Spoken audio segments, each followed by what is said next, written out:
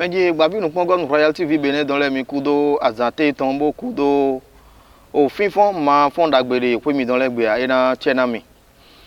Et na chenami bo so vo che ami dedigo you know wa me osuzi nu chobo no do ku don ame. Nya mi vivi gbe bo yon meteme Jehovah na ga so di ke bo de mi yon Royal TV zin teme do e o to na yon teme osu papa don me do mo. E won ko me mi tite ngbe ton. Mi yon to din do a o mi do me nugbo bo ye no pon mi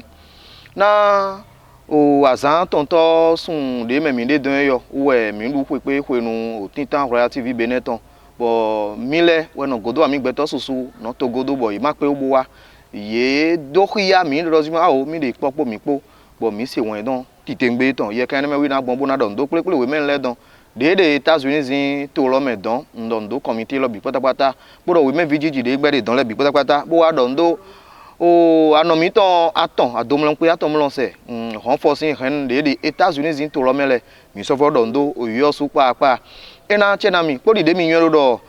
yon zangbele bi mi no yi nu wiwa de Aziza hoton bo Aziza le mi no don se po mo no hen wa nu komiton nu eyan wa nu eyan ho nu eyan ji ye no do ya do proko mi don le mi o le po do Aziza do popo we de nu wiwa Aziza ho azante tonton ji mi gbona eni do wi de ya mi ba che ne mi de bon mi do pa mi do ganji o mi ze gbe ji pe de me pe mi don wile lo ye me bi fon ganji ere o jogun mi do pa eyan mi do mi de ya ro me de lu mi pon le don do ento mi pon le po ye yiro yin ko chi do danjinu Sunday ba Aziza yin ko lo na me yan mi here no do son cool yin ko chi ni Sunday danjinu son cool we ye yiro Aziza yin ko mi tondo ne do mi na pon Aziza de mi yen ete we mi no ho nu alopate we mi no ho ohun de mi no ho e bai high life we mi no bai e tradi modern we mi no bai ni do tradi modern lo ete do de ro gugbe me lo bai do ohun mi ton de yin mi ton le bo mi na be ho sin le bono jande me mi ro do tradi modern mi na die do gbe mi ton me fini eyan ena cheda mi gba mejele mi gbona mi ni ajogbasa.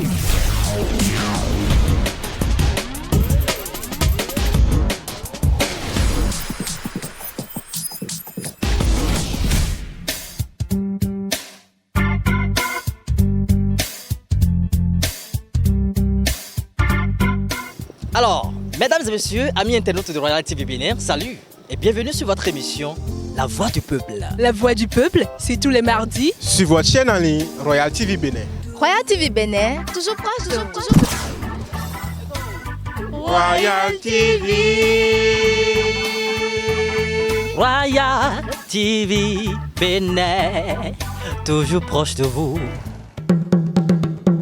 Eyan mejele ena cheda mi gba mi kudo oye dagbe pinpon mi o le podo Sunday danjinu po we de nu wiwa Aziza ho azante tontonji Sunday danjinu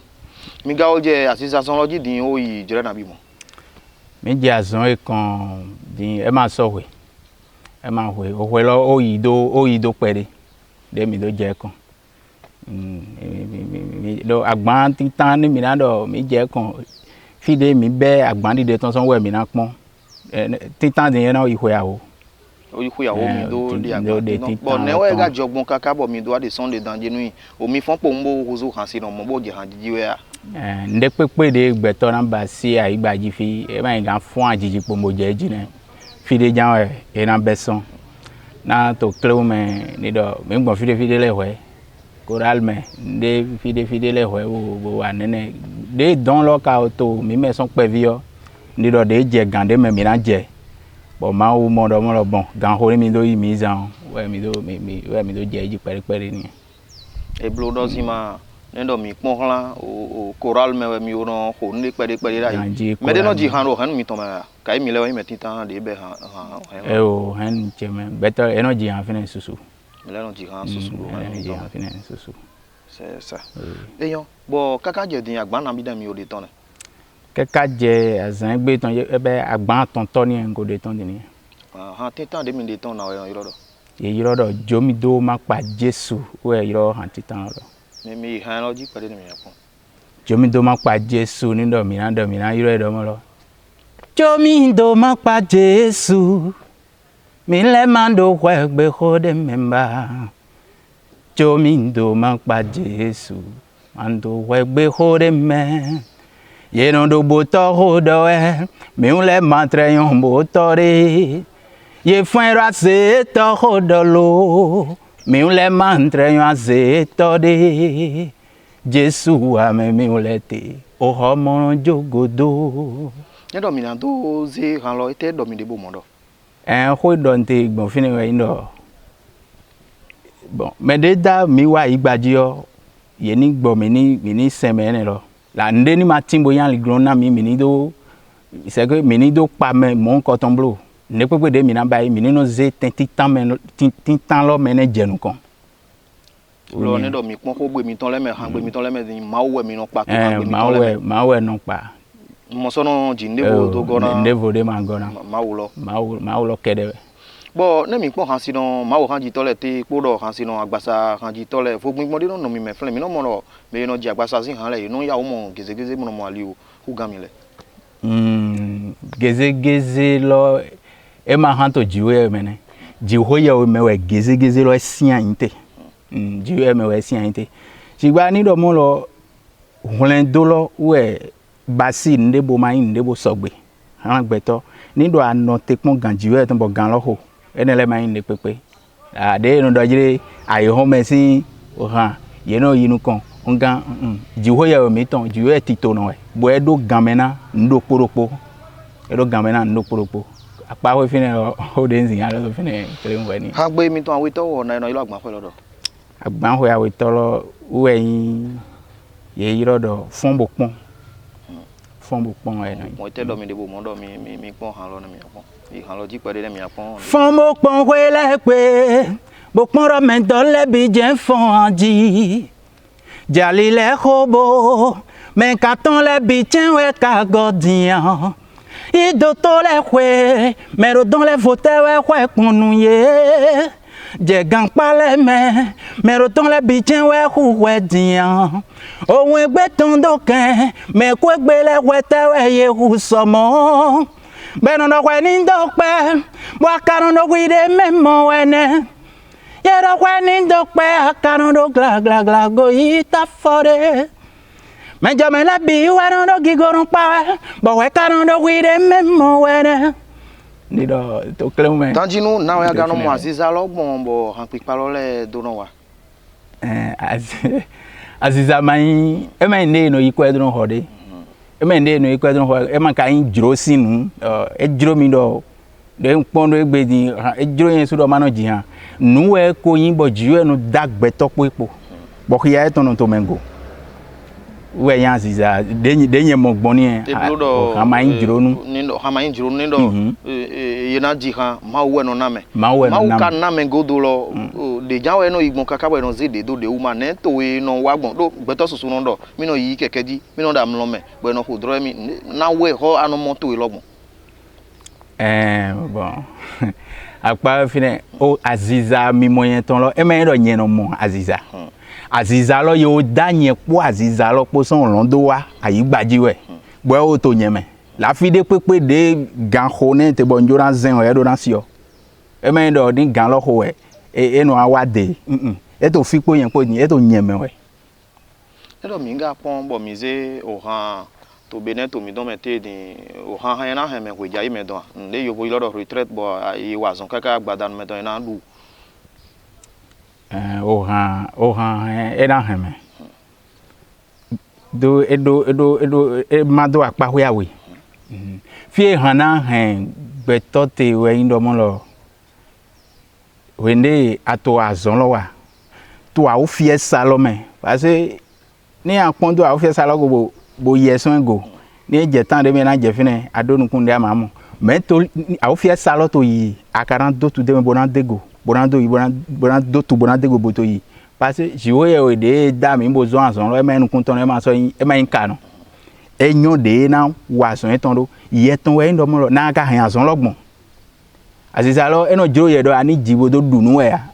de o ve se ngezi fi de na magbe mo nu bodu no me ni azedo jiro azon do azon chewe mi mo de mi te fini azon de mi yi be bazi do ho do to gbon apeji sin azon de mi mo de mi ze do wo wele bona journalist sin azon de mi bo wele nanu we nu kan yi gbetotan bo wele nanu we nu kan yi gbetotan e blodo ko do ade po ndi no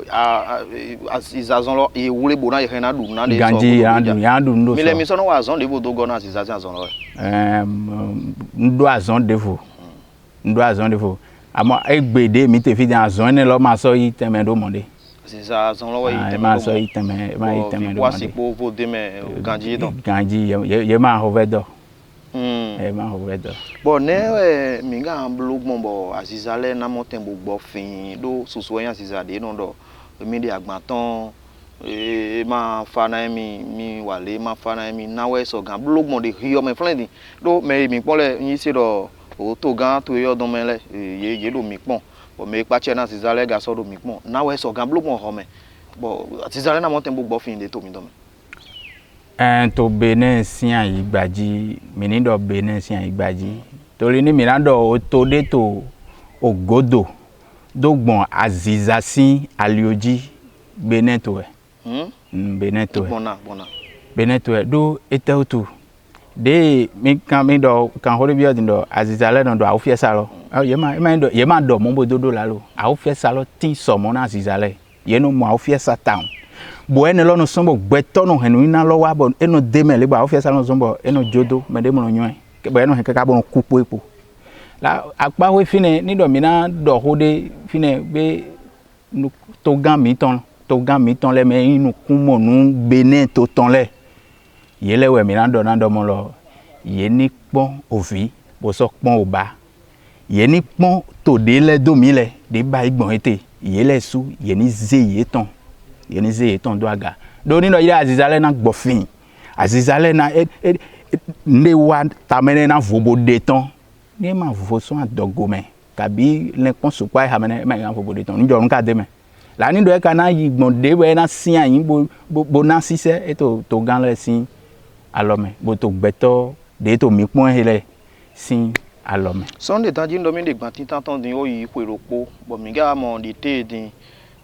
agban ko ya ton we mi o de ton de pe awolo le me e ma ni ndebo lin pe de a kavi mi o sujuro e bo yin do mo ko yawo we mi se do te bo do de agban atonton agban ton to ho yawo me ni do mi je apa o de mi na se ye na do adidozon ni adidozon ni mi so aje apa we to e ma so yan adidozon bio noe na no sisel lodo se an pa alogo matin ne me we nu awo blotin tan awo alogo ka blotin tan obla to obla tonto alogo e no le no ye de ton no sawe be do flembo abo amonte mo de ton ma so besoin alogo ko de bon de ton ho ne de mi do ho da ho mi do amo ho ne lo e na zon to benefit na via o do mi yen do benefit mi te man titan lo we de a o de ton we o do eton gbe po fine parce que tout de ado de loton alogona metole e fine bi alogona metole de tele hodonte piraterie le yeme de to yibo si sa do ne bina saye azizalote o do lo gbe fine we a ne lo su we cho ado emi so de devoton o do so fine devoton o do so fine la to popo le po me no eyen na bi opo en do to gan le ni me to mi pon din le podo nu konto to eton le ye ni gba de mi pon bo de ai ha de ton de sin gan wa logona azizale bona mo tan bodo fon ye chite to gan to yo ton ate pipa yo de wa din e blo do ye blo ti to le ganji bo e je fun bobo je gan bo azizale gbe de fin bodin e ma yin do de ron blo bonda e bo de hanya ndi do ma yon ne mi le mi ton je ganji fo mo nko me e yo me je le mi gbona Minikpon ye dagbe Sunday tanji nton yo. Sound cool. À de retour. Ah oui. Au nom de Jésus. Oh. Afans ensemble mo windeo. No titani ndoko no klunonto we. Meno de oklu no ko so we yo. Mena tituri jimbo do betu we me. Afans ensemble mo windeo. No titani do kuno klunonto we me do de okulu no ko so wele. Nena tito de jembodo betu super weto yele mafon super wele ikolo chiova okulu no kapo No ponya koje podumbe. Anyway, oh meje umbondo no meje wana mili umbe. From blue na mili bindo bebo. koje podumbe no vichewa na mili umbe.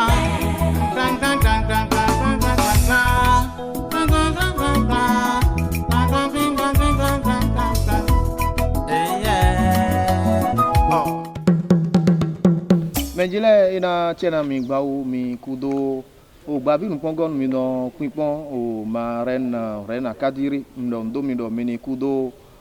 o seposo de waiye na nuwe mi jre de hotel be ovadon e ma dai hun pali je o gan so bo no khe mi osu pa do mo mbo ndo da mi ton o la maji gbeto mi ndo e ami do zima o mi finfin yo so na akuno gbaroto gan so bo komi do po u gamo magan dondo maran mi domba gon pare mi doma dondo roi sion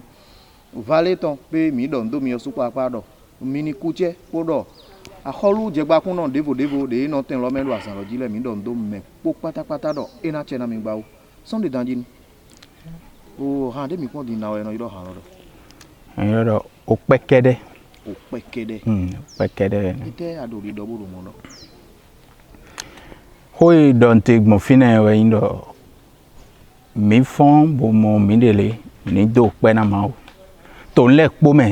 pata mi no ze gigo le po na ti ho ye we mi no do pe na do mi fon egbe din e ma yin akwede mi do lo e me hu ron de mi do e ma yin yin ko ten de mi te lo we so mi do fon sigba me do po de fon mi lo we yan horu da ho gbo de do ai hon gbe tan so ai no lo no yin o pe kede mi fon mi mo do ma o. Ena jera we Sunday danjinu o ne do mi pon ado piraterie nde bodo asizale hu town ite we so gamblo bona motembo likuna ene lo ena via o pere ena via o titengbe do fie to bi black bonde te e do tuturu bonde do kat me ma o bieme lekpo bieme nka wa modo gbe mi mande wa tin dimbo gbe dide wa tin bo to gan a che gba mi ton le ye to zize din do gbon pa ho ne lo gbon kat me mo de na gbe ba igbon nyu do eto alo eto mecha apa ho ne ye na yan de na to gbe na do je mepo blo do mo troro dinjo ali o de ma o tin bo na do ene te e ba tin era via o pere mi osu pa ne mi pa han le mi osu no ko lo le ka bi mi do gbe bo you know ho le na ndo pipliche bo nje studio mi no zo ibu no ho ndo yesu no ho nole pere la pipli de mente ho chubo yen wa jevo bodo je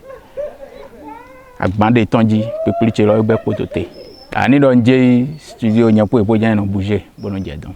bodo no wa son Eyo Sunday danjinu era chena mi gbawo ete wa yin le mi ton de mi do ran nu kan bo mi jam blog mo asisa sindale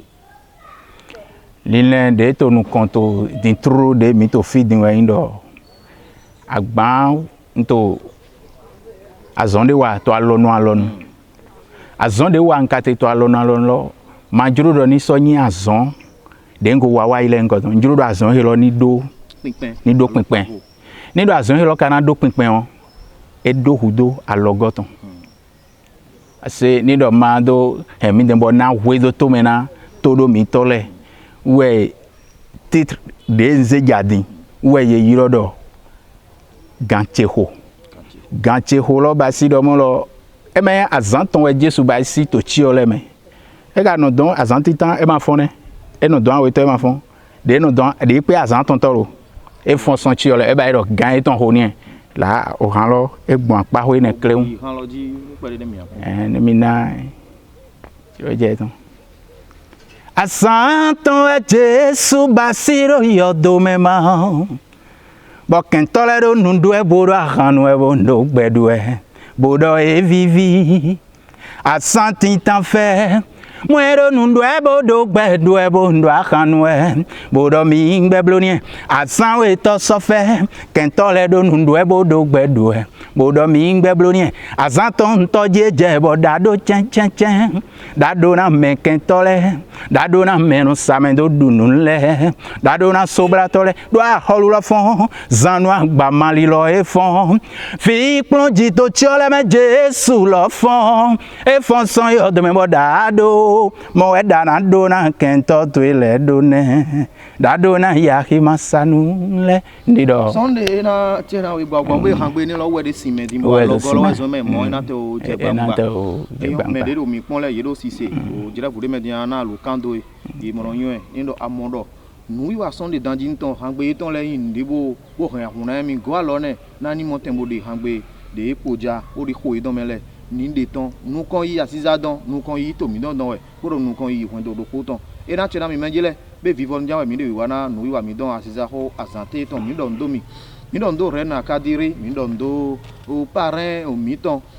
asiza ho ton mera o Sunday soton mi don do mi so daso hotel dagbedo po ebodo je gan pe visin o blabla lo me don mi don do mi fan club asiza ho me do Niger we ya me wa do Paris we ya me de Kuwait we ya o hanu kichaton Denizo kicha Louise mi don do mi dozima mi ni kuweu mi wa don do me do Côte d'Ivoire file we ka vi me de awon lin to me fiole me popota we mi don do mi supo bo ron pon mi Canada zin to me we ya mi don do me bi ina chena mi be yon zan gbedeja be mi na pe jijo me we po mi ga dozima mi de pepe mi na do Sunday do ni na alokan eton deji so gan yiro ede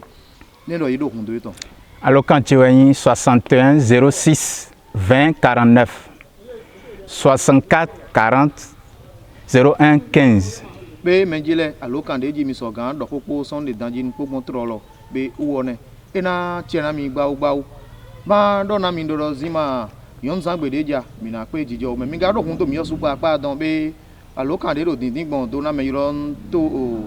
mais il ont tenu dans l'ornaoué, oui, Dieu, à son gang. Il a mis bon, Kavi, en 97, 56, 95, 43. Ah, il a né en dehors pour mon WhatsApp dit, ouais, on a dit, on peut pas dire qu'un peu. Mais il y a un sang de déjà, mais on s'en fout, si Dieu omet.